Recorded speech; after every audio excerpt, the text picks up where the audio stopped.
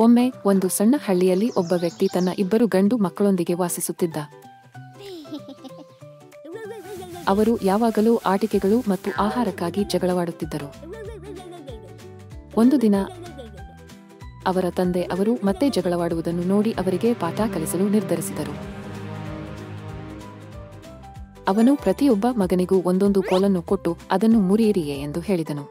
ಅವರು ಕೋಲುಗಳನ್ನು ಸುಲಭವಾಗಿ ಮುರಿದರು. ನಂತರ ಅವನು ಹಲವಾರು ಕೋಲುಗಳನ್ನು ಒಂದು ಗಂಟಿನಲ್ಲಿ ಕಟ್ಟಿ ಅವರಿಗೆ ಕೊಟ್ಟನು. ಈಗ ಇದನ್ನು ಮುರಿಯಿರಿ. ಪುತ್ರರು ಪ್ರಯತ್ನಿಸಿದರು, ಆದರೆ ಅವರು ಎಷ್ಟೇ ತಳ್ಳಿ ಎಳೆದರೂ ಗಂಟು ಬಲವಾಗಿ ಉಳಿಯಿತು.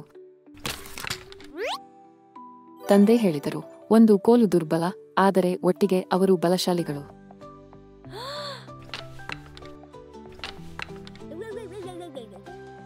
ನೀವು ಒಗ್ಗಟ್ಟಿನಿಂದ ಇದ್ದು ಪರಸ್ಪರ ಸಹಾಯ ಮಾಡಿದರೆ ಯಾರೂ ನಿಮ್ಮನ್ನು ಮುರಿಯಲು ಸಾಧ್ಯವಿಲ್ಲ. ಪುತ್ರರು ಅರ್ಥ ಮಾಡಿಕೊಂಡರು ಮತ್ತು ಅವರು ಒಟ್ಟಿಗೆ ಬಲಶಾಲಿಗಳು ಎಂದು ತಿಳಿದು ಜಗಳವಾಡುವುದನ್ನು ನಿಲ್ಲಿಸಿದರು.